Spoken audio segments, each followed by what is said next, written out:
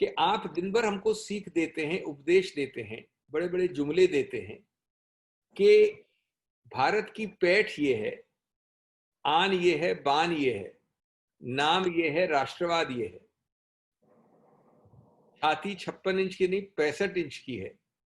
लेकिन सच्चाई क्या है कि उधर जहां हमको छूता है आम जीवन पर, विद्यार्थी के जीवन पर, तो अमेरिका ऐसे एक्ट कर रहा है जैसे भारत नाम का कोई देश ही नहीं है। जहां हमको लगती है, तकलीफ होती है, दर्द होता है, वेदना होता है आम आदमी के लिए, वहां कुवैत हमारे श्रमिकों के विषय में एक अपने आप निर्णय लेता है जिसमें कोई कंसल्टेशन नहीं है, कोई आपसी विचार विमर्श नहीं है। हमारी पैठ कहां है मुझे पता नहीं। H1B वीजा में 4 में से 3 भारतीय इन्वॉल्व हैं, वो भी एक तरफा निर्णय ले देते हैं।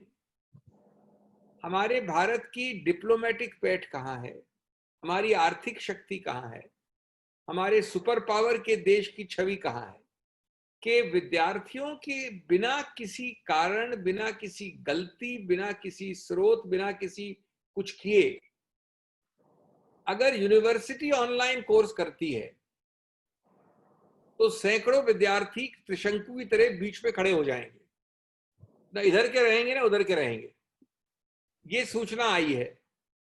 अब मेरा प्रश्न है अपने आप से, आपसे, देश से कि ये क्या सरकार टू सरकार स्तर पर, क्या मैं तो समझता हूं आम शिक्षा मंत्रालय के स्तर पे इतनी छोटी चीज सॉर्ट आउट नहीं हो सकती थी? आपको ध्यान रहे कि मैं एक विद्यार्थी हूं जिसके पास वीजा है, ये नहीं कि मैं वीजा के बिना हूं। आज मुझे मझधार में छोड़ दिया जाता है क्योंकि किसी ने ऑनलाइन कोर्स बदल दिया, और ये नीतिगत स्थिति, नीतिगत निर्णय लेता है पूरा यूएस का सरकार, जो जानता है कि चीन और भारत के 2 देशों के विद्यार्थी सबसे बड़े हैं संख्या में, और आपको इसके बारे में इल्म नहीं है।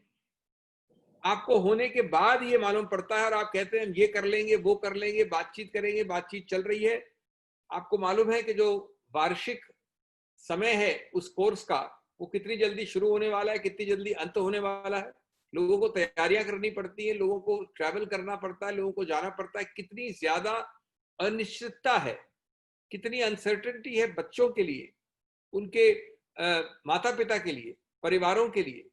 ये एक बहुत बड़ा मानवीय इशू है। इसमें भारत सरकार सोती भी पाई गई है।